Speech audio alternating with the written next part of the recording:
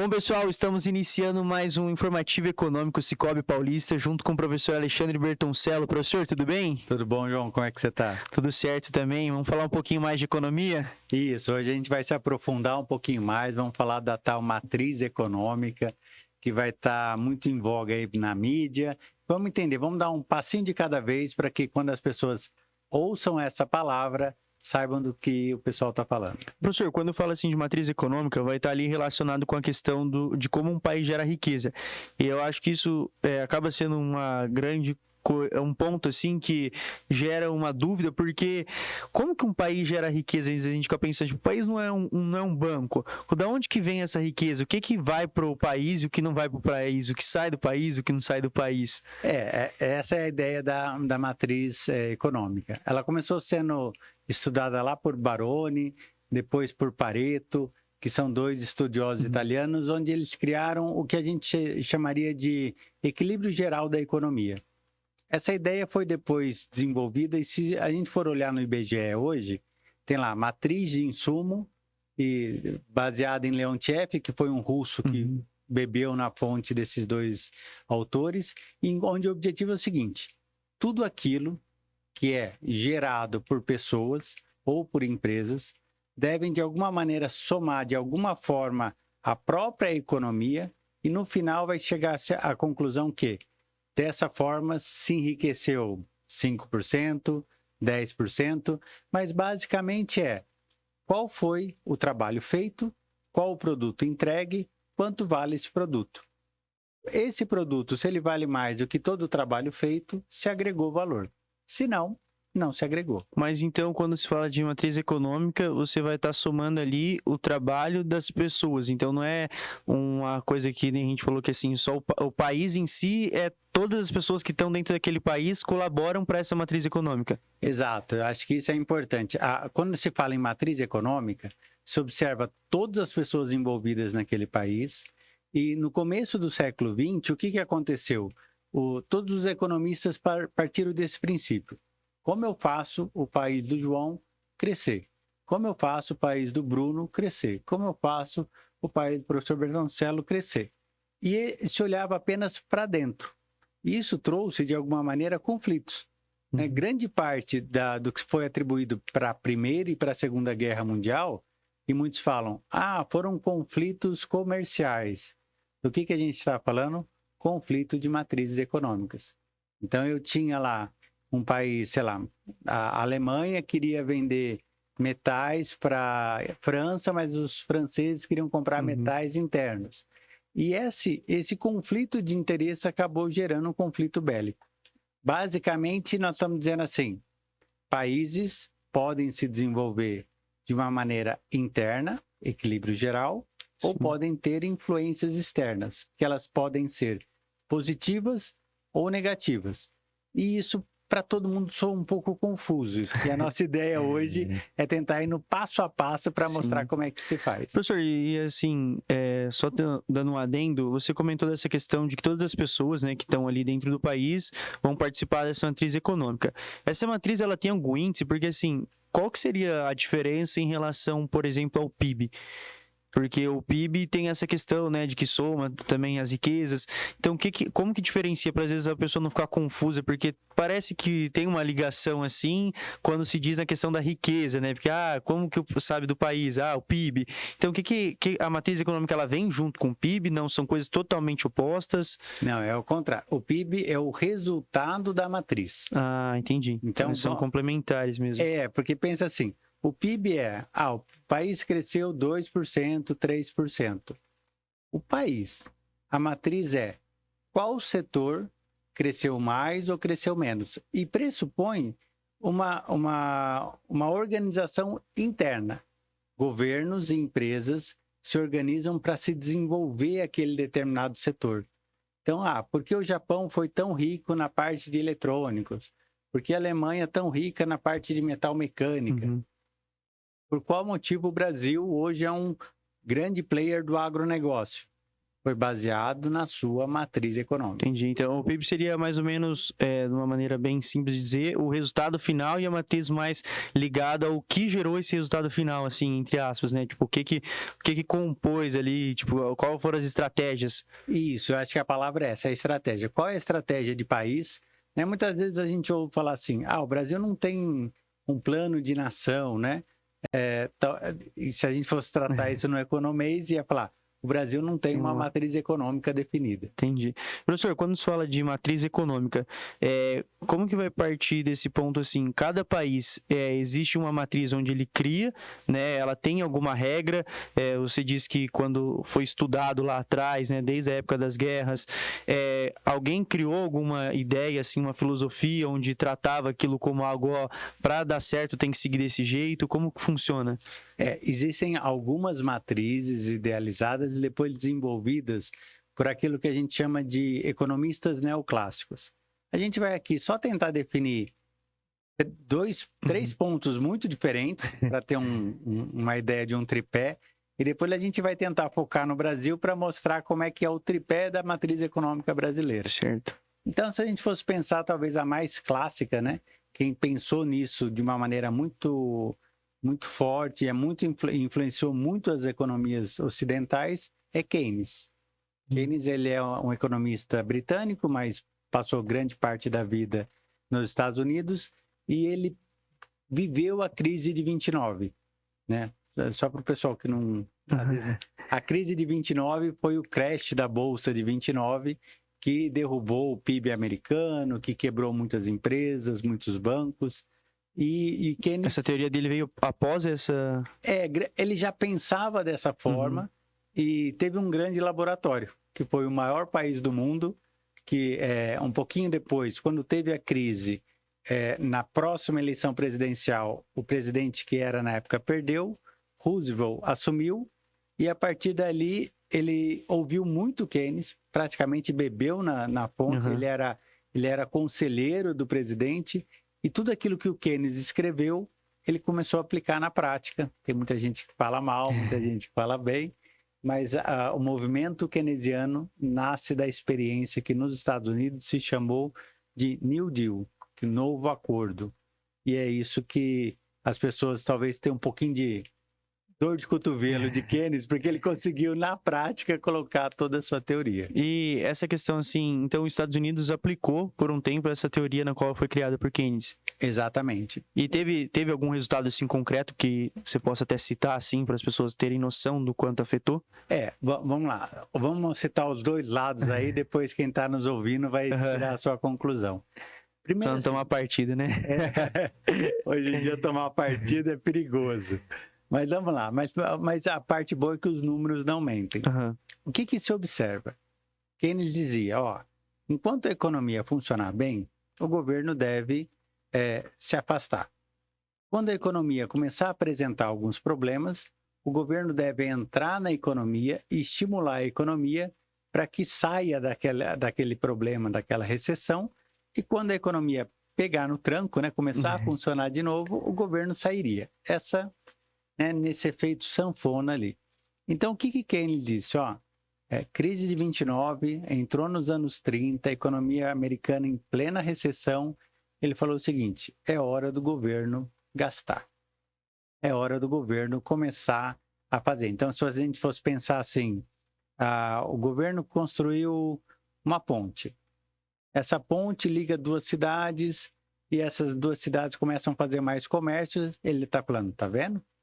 O governo gastou dinheiro, mas esse dinheiro que ele gastou gerou mais empregos do que a própria obra. Ele gerou empregos nas duas cidades, isso melhorou a vida de todo mundo.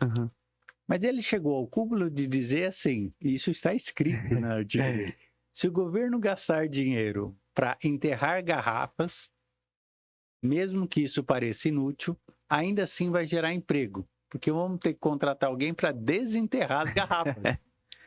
Então você geraria no mínimo 2 empregos ali.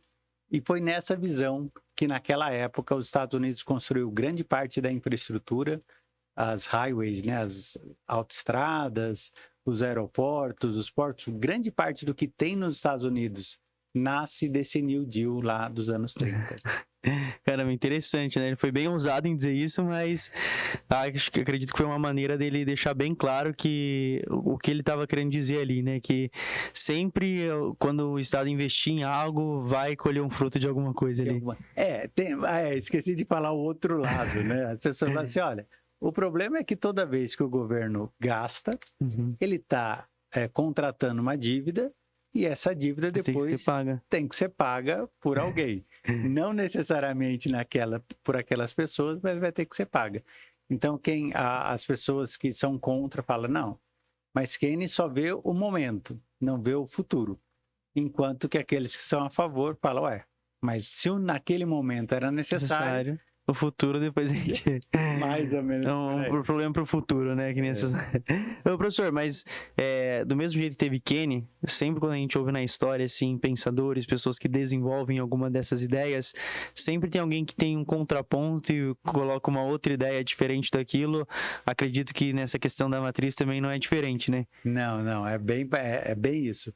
Mises, né, na verdade é um economista austríaco que os dois dizem que não se bicavam nem pessoalmente, são mais ou menos da mesma época. Keynes é um pouquinho mais velho, Mises é um pouquinho mais novo, mas ele falava justamente o contrário. Ele falava assim, olha, o grande problema é que foi criado o governo para criar o problema. Né? Então, ele fala assim, não adianta você gastar dinheiro agora para consertar um erro que você fez. E a ideia é mais ou menos assim, olha, se a economia estivesse funcionando bem, normalmente governos fazem o quê? Taxam essas... Então, você começou a produzir microfone, começou a ganhar muito dinheiro, o governo vai lá e taxa. Aí ele fala assim, mas e se mesmo assim a economia estiver funcionando bem, ele vai lá e regulamenta. Do tipo, os microfones têm que ser desse tamanho, desse jeito, e acaba de alguma maneira prejudicando muitas empresas. Aí, depois de você regulamentar, se ela começar a dar problema, o governo subsidia. Então, ele fala assim, governos que são os criadores dos problemas. Se a economia tivesse mais livre, elas estariam funcionando melhor. E aí não teria o oligopólio, não teria esse problema que a gente tem hoje. Se a gente for pensar, a grande maioria dos produtos consumidos em massa são feitos por poucas empresas. E a pergunta é, por quê? Né? Por que você tem 4, 5 marcas de aparelho celular? Por que você tem 2, 3 grandes empresas de telecomunicações? Né? Como é que funciona isso? E Mises falava, é o dedo do governo. Na verdade, foi um problema que ele mesmo criou. Porque se não tivesse, estaria muito mais distribuído e você teria muito mais concorrência e mais. O governo não teria que gastar dinheiro subsidiando ninguém. Faz sentido até certo ponto, mas, professor, tipo, o Keynes, ele não falava na questão do governo só intervir quando era necessário, então, no caso, depois ele deveria deixar livre, que nem pensa, tipo, essa matriz austríaca? Então, mas esse é o ponto, é que quando você faz, e depois quando a gente chegar aqui nos exemplos brasileiros, você vai perceber, quando você faz e começa a te dar muitos holofotes, você está sempre certo, dificilmente o político lê a cartilha até o final. Né? Ele lê as 2 primeiras páginas, o que ele tem que fazer, mas ele não lê as 2 últimas para falar como sair dessa história. E talvez esse é uma hora de discussão entre eles. Então acaba que meio, eu tô já colocando aqui, por que eu não posso aqui também? Então acaba não tendo esse limite, né? Até onde, às vezes fala assim, não, mas pra mim tá ruim, então vou continuar colocando.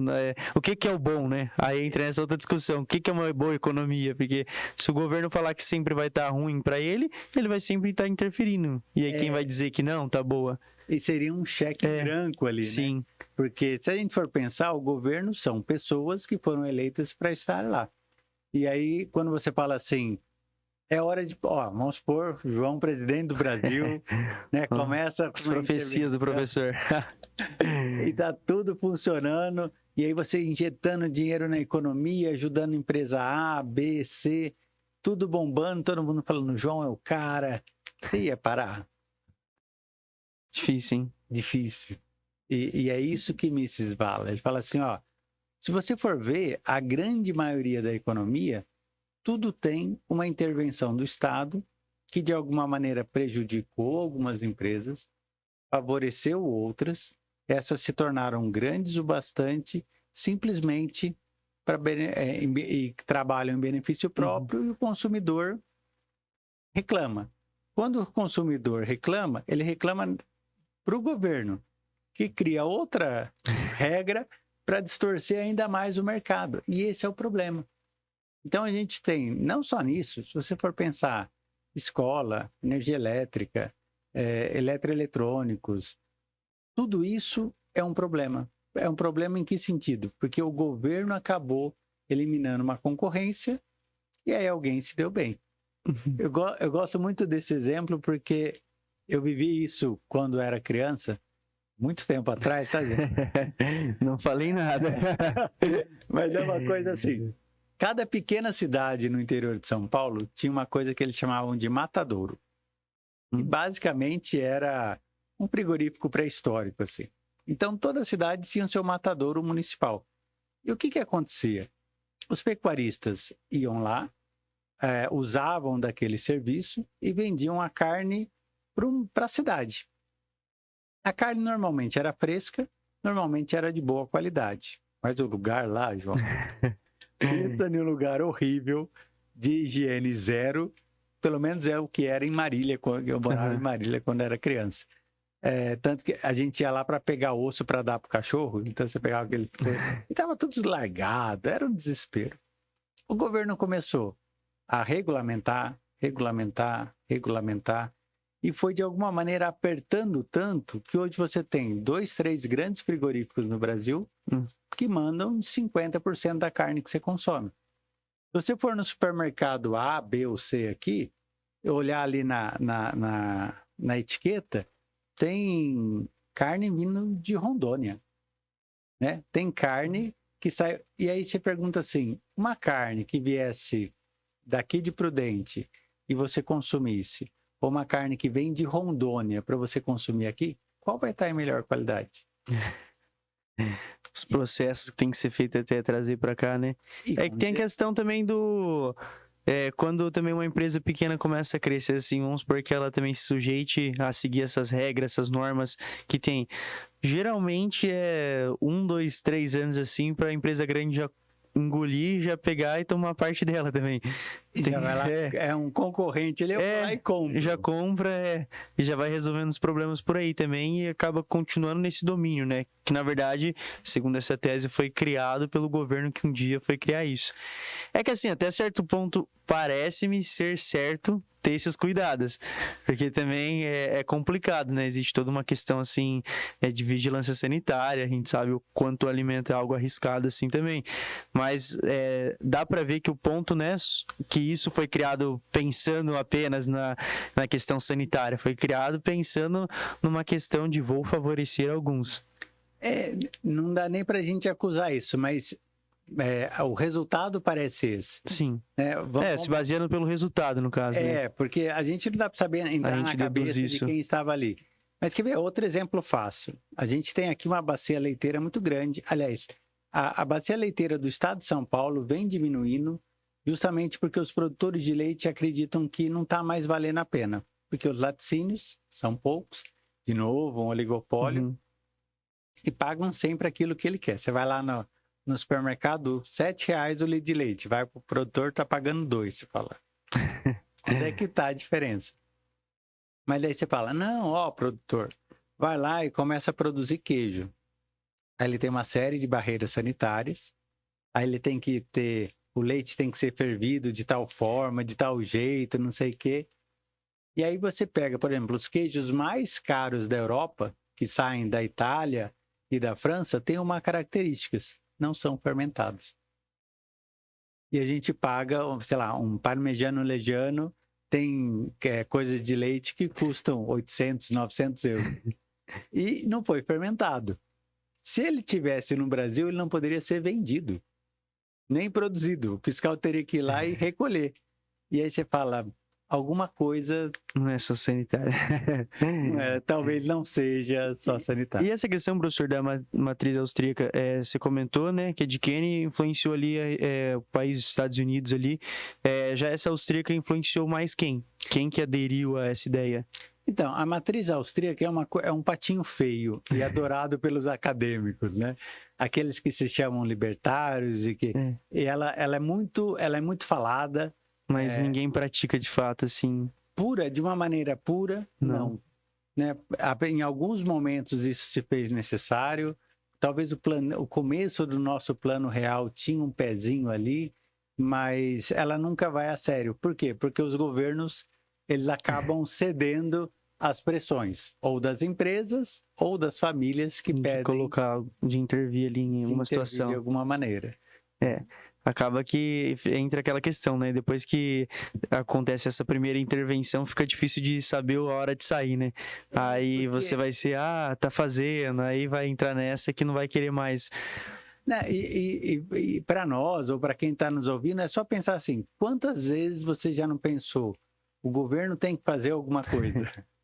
Né? Na verdade, o que você está pedindo? O governo tem que intervir ali. E aí... que também parte da ideia que a gente sempre comenta, dos princípios do que é ensinado, né? Educado. Então, o Brasil principalmente tem essa cultura do que a gente tem que receber tudo, assim, do governo, né? Então, todas as necessidades, todas as pessoas que precisarem, o governo tem que dar conta de sempre estar fazendo tudo.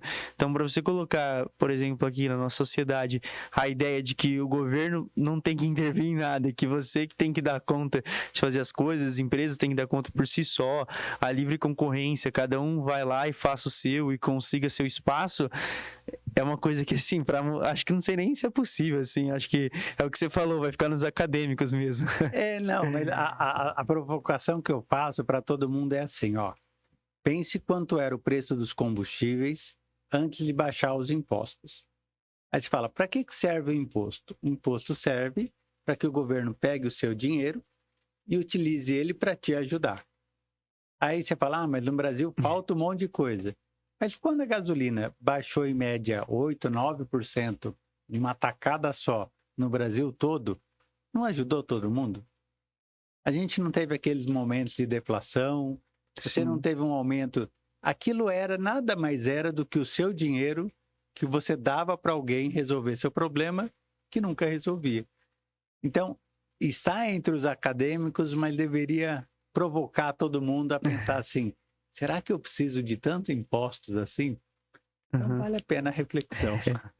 Professor, já que como a gente entrou um pouquinho nessa ideia do Brasil, o Brasil tem alguma matriz assim concreta que ele siga, ou é influenciado pelas duas e teve períodos que nem você comentou ali quando estava na criação do Plano Real, ele teve um pezinho ali na austríaca, mas agora como que vive, ou de fato ele não segue nenhuma, vai no jeitinho brasileiro.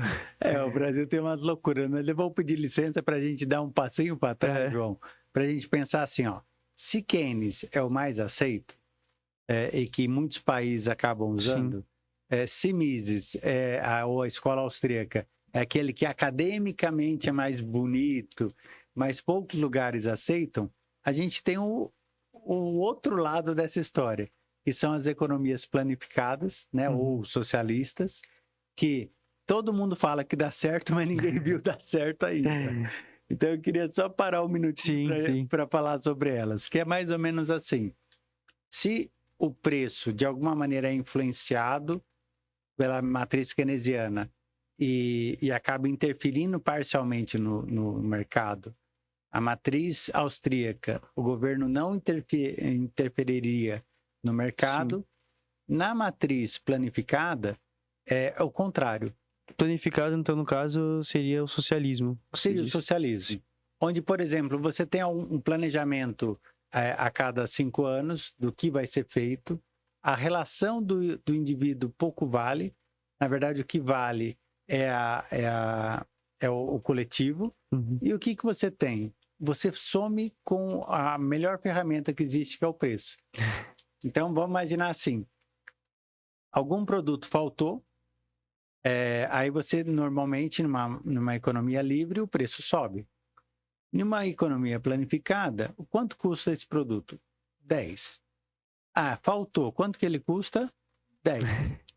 Não se pergunta por que faltou, né? Porque pode ter faltado porque aumentou o custo, pode ter faltado porque aquele produto, aquela matéria-prima não existe mais. Então, em teoria, o preço deveria subir. Sim. Né? O caviar só é muito caro porque são ovos do peixe. Se todo mundo comesse, não ia ter mais peixe. Então, ele é muito caro porque é esse o preço de você fazer esse processo do caviar. Se o caviar custasse nada, né, todo mundo comeria. Aqui a gente está na época da piracema agora, né? Você não pode pescar, por quê? Ah, porque você tem que ter essa reprodução. Enfim, na planificada isso não existe. Se o produto faltou, ele continua valendo 10. Ou o contrário, um produto tem excesso, né? Quando ele tem excesso na economia normal, o preço de 10 vai para 5. Sim. Na economia planificada, continua 10. É tudo estável, assim, nesse sentido de que nada muda. Nada muda. E aí, o que acontece com esse pessoal que deveria ser punido, porque estão fazendo uma coisa que ninguém quer comprar, eles continuam com emprego, eles continuam com salário, não inovam, porque, afinal de contas, não precisam fazer nada, e esse é o grande problema. A gente tem, assim, exemplos muito errados, como Cuba, Coreia do Norte, vai ter sempre alguém falando, não, mas a China deu certo por causa disso. E a gente já comentou algumas vezes, a China vai implodir se ela não acabar com a economia planificada. Porque tem muito... quantos imóveis estão sobrando? Né? Um tempo atrás destruíram torres inteiras. Por quê? Porque tem que construir 100 milhões de residência por ano. E tem alguém querendo comprar? Não, mas vamos construindo. E aí você acaba gastando muito dinheiro em alguma coisa que não tem valor. Né? Não que não tenha valor o trabalho, mas não tem demanda. E... É que de nada é aquela velha história, né? De nada adianta inovar em algo que ninguém esteja querendo. Né? Em algum momento vai falar assim, tá, mas eu não quero. Então... mas isso é inovador, é diferente. Tá, mas quem tá precisando disso? Quem tá querendo isso, né? É, porque... E essa é a loucura. Desde a ideia de Baroni até a atual, os economistas tentam, por arbitragem, que a gente chama, inibir o consumo individual. Então, vamos entender assim, ó. A gente está falando assim, ó. Eles acreditam no país ou no mundo daquele jeito, traçam esse plano e as pessoas teriam que pensar igual a eles. Né? Então, em algum momento você pode falar assim, não, daqui a 5 anos a gente vai querer que todo mundo tenha motos elétricas. Aí você fala, eu gosto tanto do barulho do motor da minha moto. Né? É isso que me dá essa sensação. E você fala assim, não, mas eu não quero. Mas então o seu IPVA, seu DPVAT vai ser dobrado. Mas eu gosto. Não, mas agora vamos ter uma sobretaxa no combustível para ajudar quem for ter moto elétrica. E essas matrizes vão direcionando o consumo, tentando inibir essas pessoas que pensam de fazer diferente. aquilo que... Então, essa ideia seria, eles vão criando e ditando, por isso que a matriz você fala que é uma estrutura, assim, na qual ela vai sendo criada baseada naquilo que você quer ver, assim, de resultado, né? Tipo, é toda uma ideia por trás que ela vai, tipo, manipulando, assim, entre aspas, né? Vai te levando, te induzindo a estar onde aquilo que o governo provavelmente quer que esteja. Exato.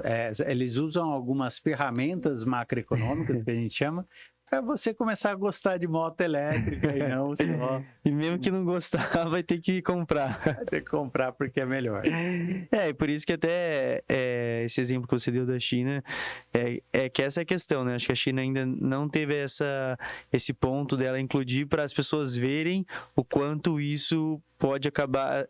mais uma vez, uma prova de que isso não dá certo, né? Não, assim até hoje acho que eles têm a China porque é o último resquício que tem de... Não, dá certo, a esperança. Mas quando também chegar ao ponto de acontecer isso com a China, aí eu acho que não sei, a pessoa vai falar de teimosia mesmo. Não, mas a brincadeira é assim. O comunismo, a prova de que o comunismo não dá certo é que nem os alemães conseguiram fazer dar certo. Então, não vai dar certo.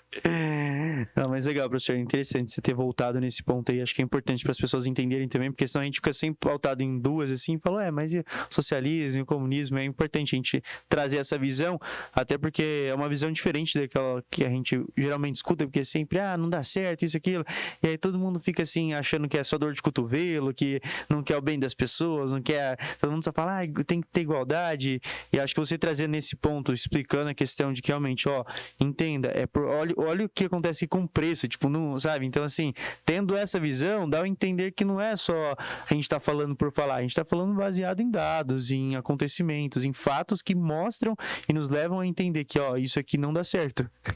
Porque esse é o ponto. Todo mundo quer melhorar. Né? Se a gente for perguntar numa sala com 200 pessoas, perguntar quem quer ser miserável, quem vai querer? Todo mundo, e o ser humano tem essa característica de querer melhorar. O ponto é, se você usa ferramentas sabidamente errôneas, se você fizer isso, vai dar errado. E você continua fazendo,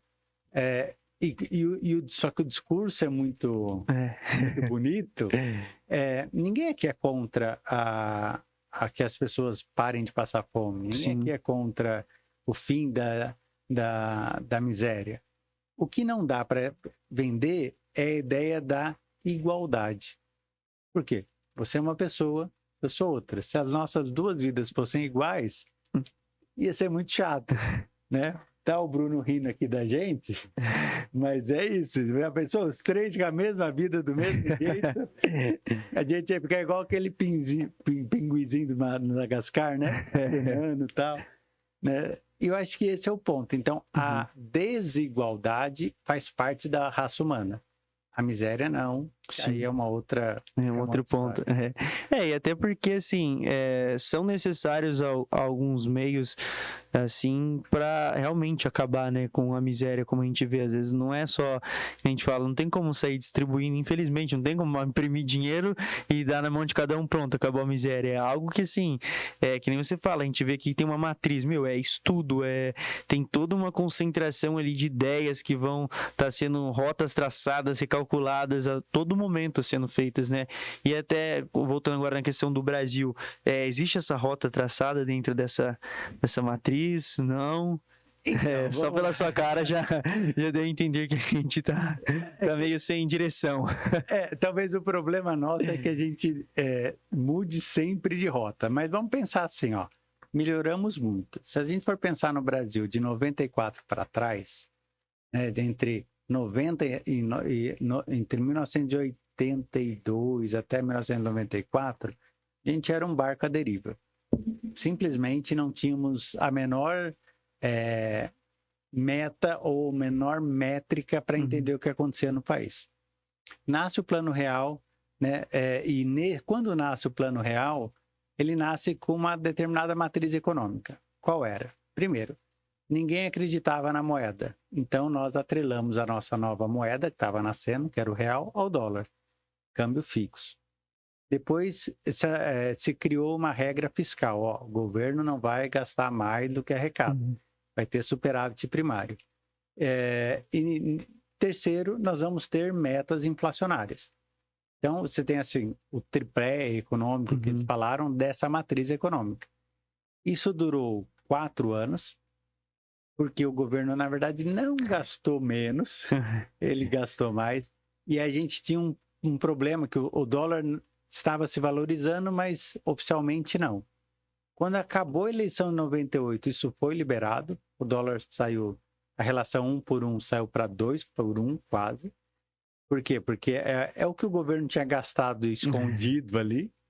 E não era para gastar. Que não era para gastar.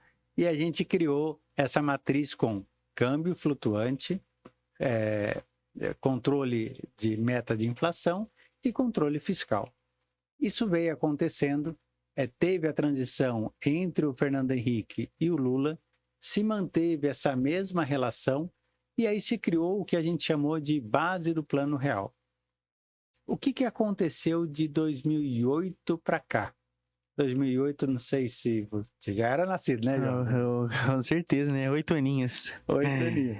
Então, mas teve um tal de uma crise do subprime lá em 2008. E nessa crise, o que aconteceu?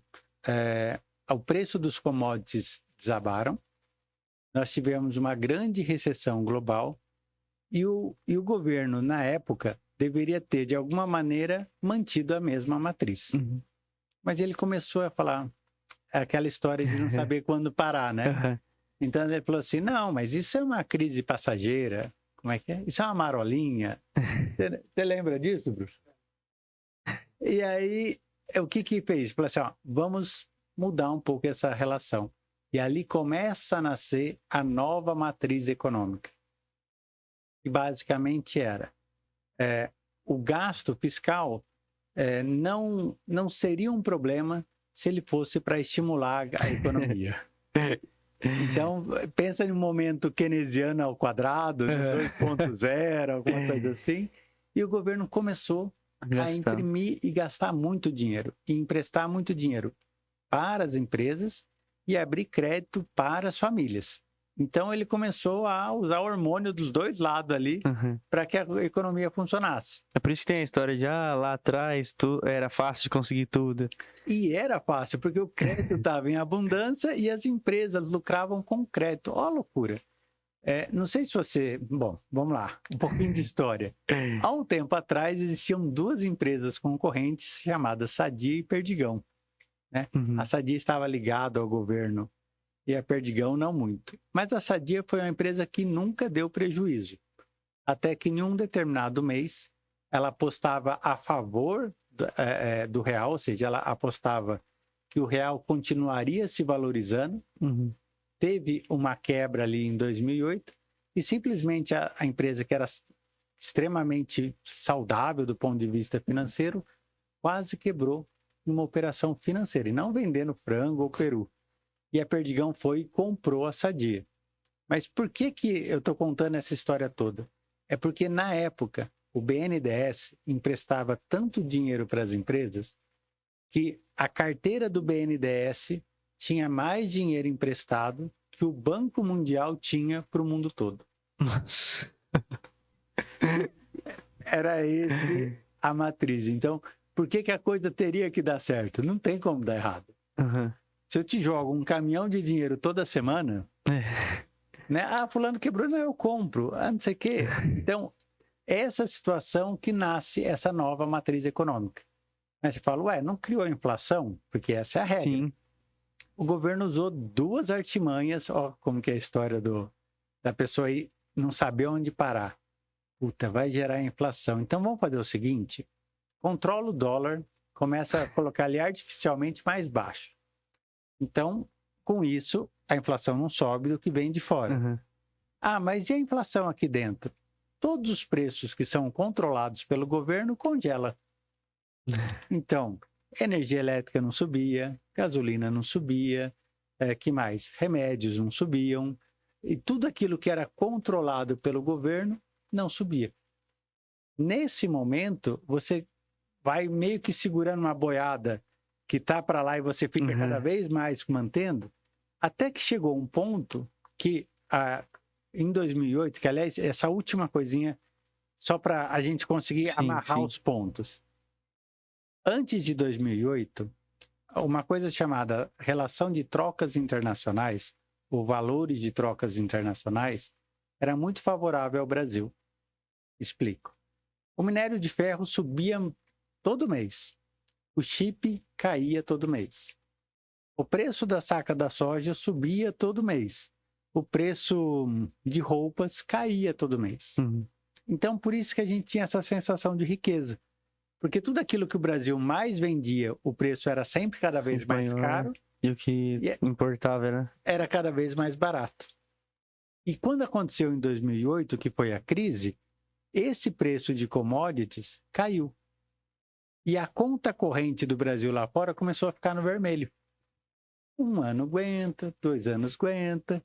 Quando chegou uma hora, e estourou.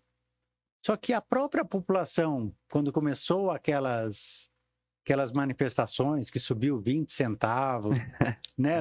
Essa época eu já tava. Já tava, Já. Você foi lá, não é pelos 20 centavos. Escrevi o cartaz. Por que era isso? Era justamente porque estava tão acostumado a tudo ser barato, que aí na hora que explodiu aí ninguém mais aceitou.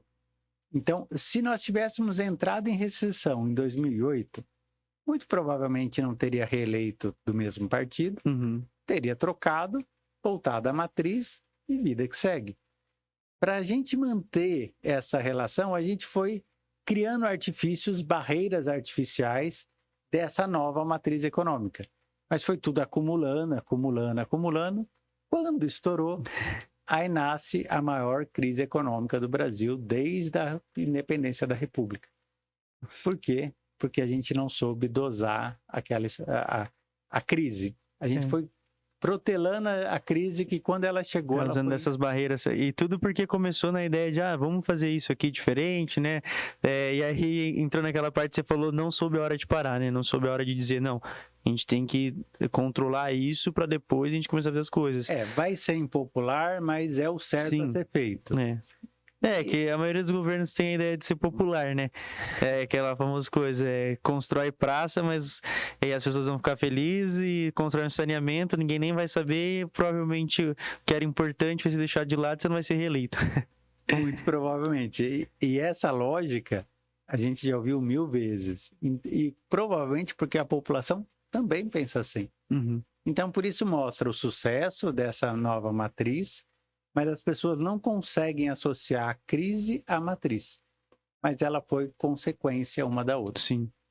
Né? E aí, como efeito colateral da crise, nasce essa nova matriz que a gente está atualmente, que nasceu no Temer e que foi mantida pelo Bolsonaro, que é, regra de ouro, teto de gastos, e a gente não pode mais gastar mais do que arrecada. E aí começou as ideias do que lá atrás era melhor, e aí começou essas comparações, porque aqui não estava sendo liberado por conta desse controle, né? De realmente regularizar tudo aquilo que, na verdade, estava desregulado, né?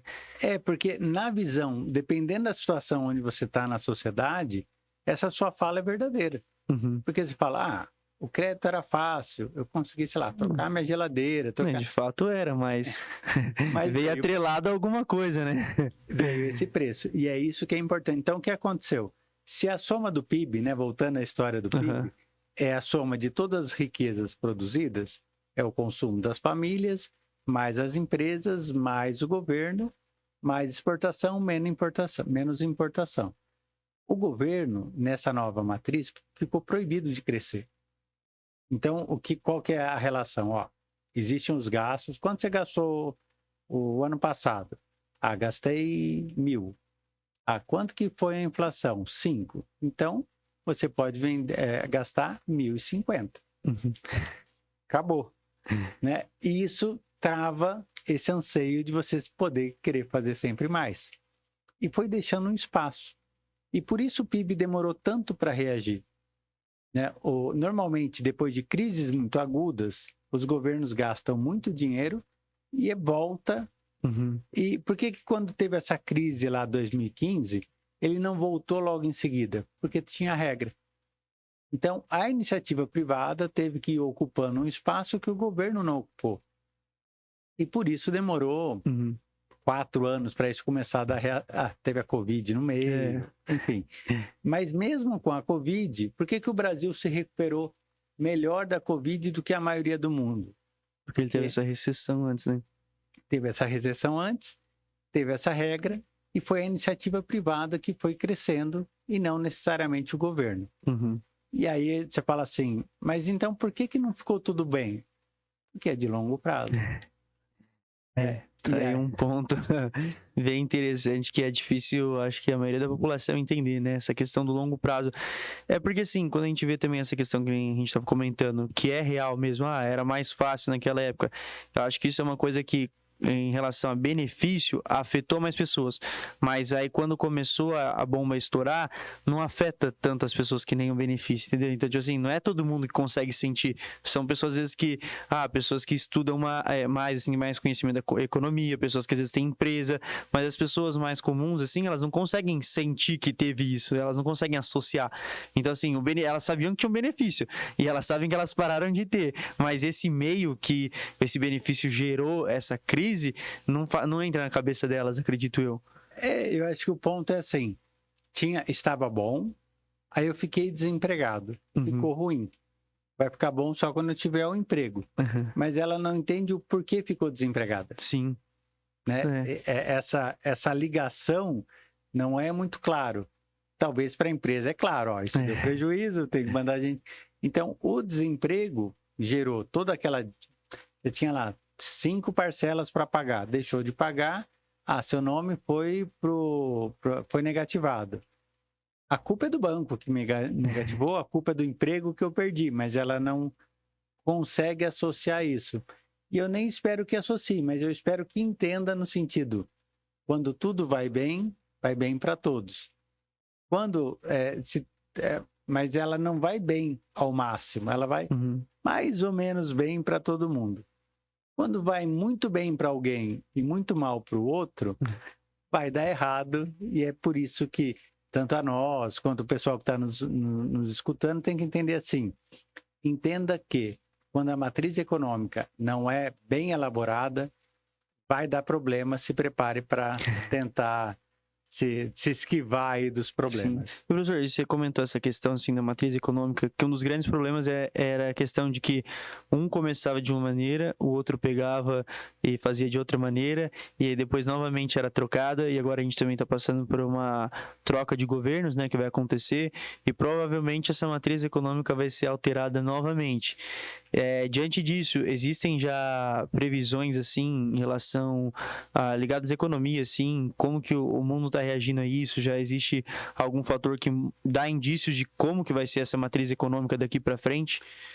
Não dá para a gente saber exatamente o que vai acontecer. Feito, mas dá para entender pelo que foi feito, né? Então, o Lula lá atrás, agora a gente tem o Lula de novo, imaginando que ele vai cumprir todas as promessas de campanha. Você está dizendo, olha, o governo vai voltar a gastar mais. Então, quais seriam as primeiras consequências?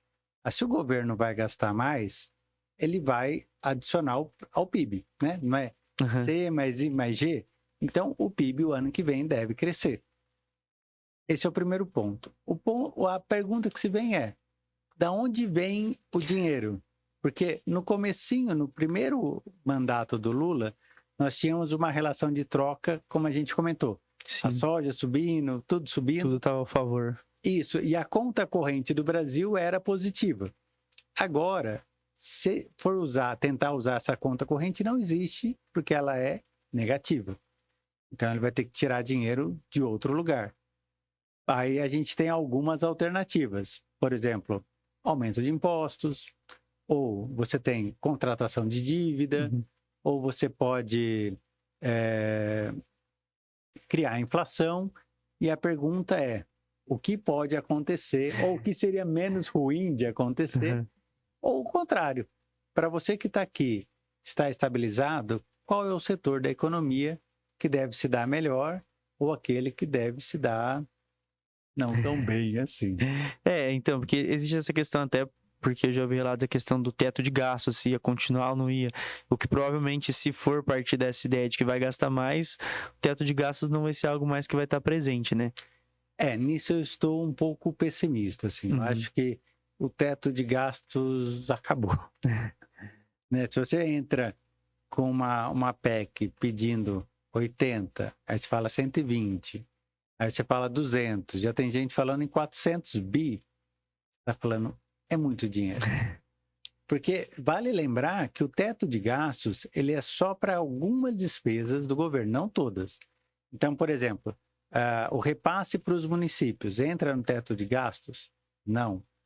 Gastos com as estatais, que agora estão dando lucro, mas o governo gastava muito dinheiro com estatal. Entra no teto de gasto? Não. Fundeb, né, que é para educação básica, entra no teto de gastos? Não. Fundão eleitoral entra no teto de gastos? Não. Então, assim, já tinha acabado. Já tinha muita coisa que não entrava no Aham. teto de gastos. E agora, se nem as despesas correntes vão entrar no teto de gastos, não tem mais teto de gastos. Mas no primeiro momento, então, dá para se esperar que as coisas pareçam estar bem. Pelo fato de...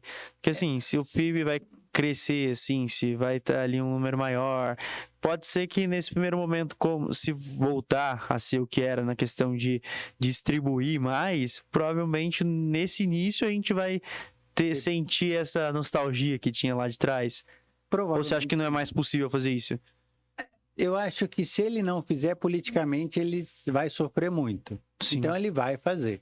E nesse primeiro momento, normal, assim, salvo se houvesse uma grande guerra mundial ou um problema muito sério, o Brasil tem fôlego para aguentar 1 ano, 2 anos dentro queimando gordura. Né? Vamos imaginar assim. Você está tudo perfeitinho, você começa a exagerar queimando gordura. Então, nesse primeiro momento, sim.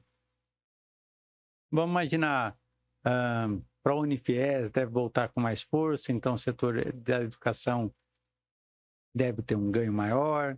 Se você for pensar construção popular, né, deve ter um impulsionamento aí maior nisso. Então, aquilo que é a base da economia, a gente vai ver a classe C e D consumindo mais, como ele acaba consumindo sempre aquilo ela compra o almoço para vender a janta, né? Aquela coisa assim. Então, nós teremos realmente um ganho. A pergunta é, até quanto dura? Depende de como for utilizada essa matriz. Se ela for mais consciente, a gente vai crescer só um pouquinho e segurar. Que é o que deveria ter acontecido em 2008. Deveríamos ter caído e segurado. Né? Ali caiu e gastou mais. E aí surgiu a crise de 2014. Vamos ver agora. Né? A ideia é, se ele gastar de uma maneira como se não houvesse amanhã, né? Nós teremos ou um aumento muito grande da dívida, o dólar disparando, nós teríamos provavelmente uma contratação de juros mais alto, e aí é momento de poupar, de deixar o dinheirinho guardado e esperar, porque essa sensação dura muito pouco tempo se não tiver continuidade. Professor, até aproveitando que você comentou nessa questão do dinheiro, do poupar, até para quem está assistindo, a gente sempre fala dessa questão do investimento, de como fazer, nesse momento de incerteza, de que a gente não sabe como que vai ser, quais atitudes serão tomadas, como que a gente pode fazer um balanço assim, no sentido de, se o governo estiver gastando muito, o que eu faço com o meu dinheiro? Se estiver controlado, o que eu faço? Quais são os direcionamentos, assim, para quem está escutando a gente de casa, possa entender, assim, para que ele mesmo, na hora de assistir ali um noticiário, onde ele está vendo a informação acontecendo, ele saiba assim, nossa, então se está acontecendo isso, é melhor eu poupar, ou se está acontecendo isso, pode ser que é bom eu gastar agora, que aí eu posso colher mais, como que vai funcionar essa relação? Em qual setor, né, a pessoa trabalha. Então, vamos imaginar assim, se eu tenho uma garagem de carros, muito provavelmente você vai aumentar o crédito e você vai vender mais carros. Eu lembro que em garagem de carro era assim, se a pessoa pagasse as 3 parcelas, você recebia comissão, né? Se ela parar antes, você não recebe. Tome muito cuidado na hora de selecionar o crédito. Mas depois que ele pagou 3, já recebeu e a coisa está funcionando. Se você tem um capital, olha, guarde em um lugar que vai te pagar a Selic. O Banco Central é independente. Se ele vê a coisa piorar, ele vai subir ainda mais a Selic. A gente estava com esperança que a Selic baixasse em março, provavelmente não vai baixar mais. Né? E se ela começar a subir...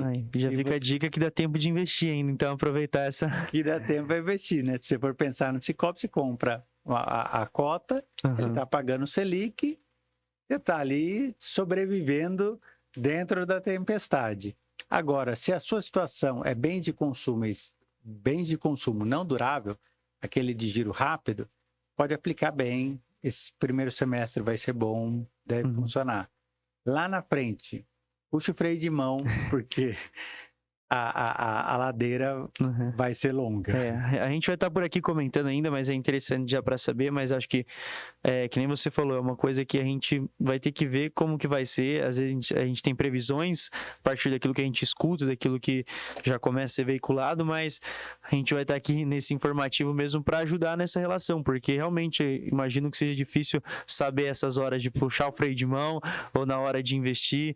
Então, acho que é importante isso que você comentou da Selic, porque muitas pessoas às vezes estavam naquela ideia de que a Selic já aumentou, já foi a onda, né? Não vou mais entrar agora, porque já vai abaixar, então não vai adiantar nada. Então, provavelmente, como você comentou, que há uma possibilidade, lembrando que a gente não está prometendo, mas existe essa possibilidade, então é importante também a pessoa ir atrás de comprar a cota também. Exato. Eu mesmo vou fazer isso. Já estou vamos começar. Porque qual é a situação? O Banco Central é independente. O papel do Banco Central é resguardar a moeda.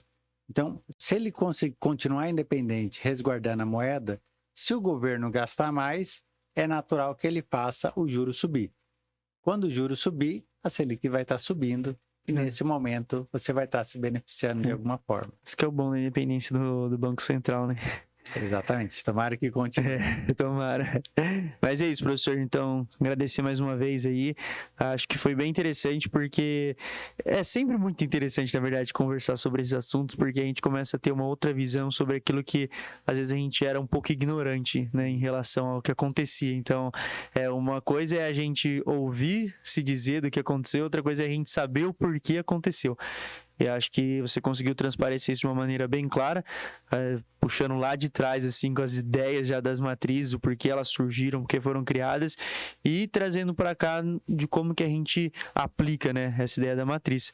Acredito que a gente ainda vai ter muita coisa para discutir, né, muita coisa para ser falada ainda mais nessa mudança de matriz que provavelmente vai acontecer. A gente vai voltar nesse tema várias vezes, mas agora já sabendo dessa base, acho que a conversa para quem estiver assistindo os próximos e para a gente que já conversou ainda vai fluir de uma maneira melhor ainda. Eu acho que sim. Isso é o nosso papel aqui no Informativo Sicoob, vamos tentar ajudar ao máximo. É isso aí. Obrigado também você que ficou assistindo até o final. E lembrando da dica valiosa, Selic ainda vai estar em alta provavelmente, então faça a opção de estar investindo, de estar guardando e de estar aproveitando, porque a gente sempre fala que a ideia do dinheiro é fazer com que através dele ainda venha mais. Então, exatamente, essa é uma das maneiras. Trabalhar é isso, vão ter o dinheiro como um funcionário e fica a ideia de você também poder conhecer através da Sicoob. A gente tem essa ideia mesmo para que você possa cada vez mais saber daquilo que a gente também oferece. Então fica o convite para você conhecer, procurar uma Sicoob Paulista e poder estar conhecendo um pouquinho mais do quanto que você pode acabar ganhando nesses investimentos. Obrigado. Valeu, professor. Obrigado, um abraço, João.